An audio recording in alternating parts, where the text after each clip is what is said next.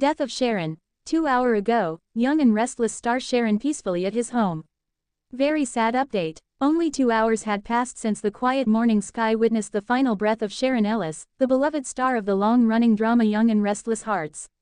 The world did not yet know. The news had not rushed across screens or echoed through frantic notifications. For now, her home remained still, bathed in the gentle golden light of early dawn, almost as if nature itself wanted to cushion her departure. Sharon's small lakefront cottage had always been her sanctuary. It was a place far from the bright cameras, red carpets, and the intense fame she carried for nearly 2 decades. To her fans she was radiant, graceful, and endlessly strong. But those closest to her knew she cherished silence more than applause. Earlier that morning, at exactly 5:17 a.m., the soft hum of the outside wind slipped through her window. Sharon had been resting, her breathing slow, steady, peaceful, until it simply wasn't. There was no struggle, no fear, no dramatic flash of pain. Just a gradual fading, like the last note of a long, beautiful song. Her longtime assistant and closest friend, Mara, was the one who found her.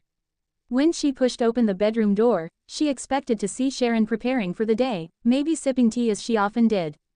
Instead she found her lying still, warmth leaving the room like a distracted ghost. For a moment, Mara simply stood there, unable to move. The reality pressed down on her like an ocean wave, slow at first, then crushing. The woman who had guided her, supported her, scolded her, and inspired her was gone. After a long, trembling breath, Mara reached out and brushed a strand of silver blonde hair from Sharon's forehead. "You always knew how to exit a scene," she whispered, her voice breaking. The minutes that followed felt endless. Mara opened the curtains, letting sunlight wash over the bed. Sharon had always loved morning light. She used to joke that it made her feel freshly edited. Today, it made her look almost angelic. While waiting for emergency responders, Mara wandered through the house, every room a memory. Photographs of Sharon with castmates lined the shelves. Scripts with handwritten notes were stacked near her desk. A bouquet of flowers sent by fans 2 days earlier still sat in a vase, vibrant and alive. On the dining table lay a leather-bound notebook. Sharon had been writing her memoir for years, adding pieces slowly, never rushing. Mara hesitated but finally opened it. On the last page, written in Sharon's unmistakably elegant handwriting, were the words, "I hope I leave quietly. Not because I wanted to disappear, but because life itself was loud enough." Mara pressed the notebook to her chest, tears dripping onto the cover.